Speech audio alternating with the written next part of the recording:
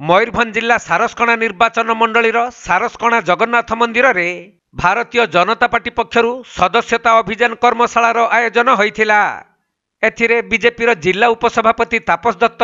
मंडल सभापति सुमंत कलिया, संजय साहू और जिला कार्यकारिणी सदस्य निमाई दंडपाट प्रमुख उपस्थित रही कर्मी मानकु सदस्यता अभियान कर्मशाला उद्देश्य बुझाइथिले। कहले आम भारतीय जनता पार्टी आप जानते सबुठी सबु जगार गोटे प्रचार भारतीय जनता पार्टी जो कार्यक्रम सब चली लोक सब खुशी अच्छा आनंदित अच्छा तार कारण हूँ भारतर यशस्वी प्रधानमंत्री नरेंद्र मोदी जो जो लोकों जनहितकर कार्यक्रम स्टेप नहीं समस्त जनसाधारण आशीर्वाद रही समस्त खुशी अच्छा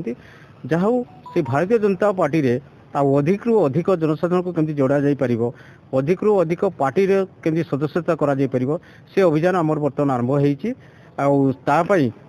नरेंद्र मोदी 1 तारिख दिन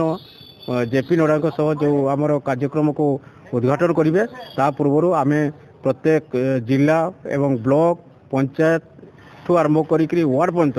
आम सदस्यता ग्रहण करने आम समस्त अनुरोध करूँ। से परिप्रेक्षी आज गोटे आम ये बैठक करूँ यहाँ हूँ आम सारसकणा मंडल जो प्रस्तुति बैठक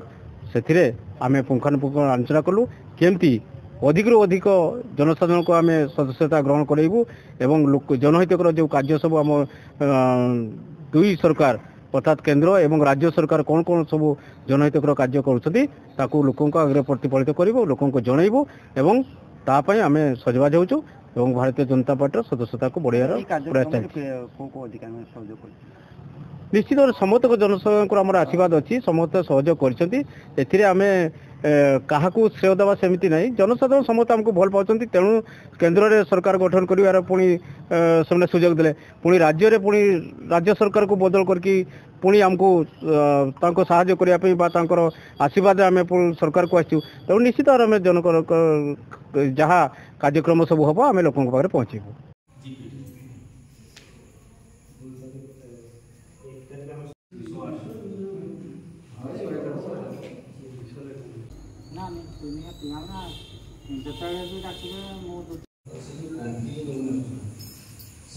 मयूरभंज जिला सारसकणारू तपन कुमार दंडपाटଙ୍କ रिपोर्ट कोणार्क लाइव।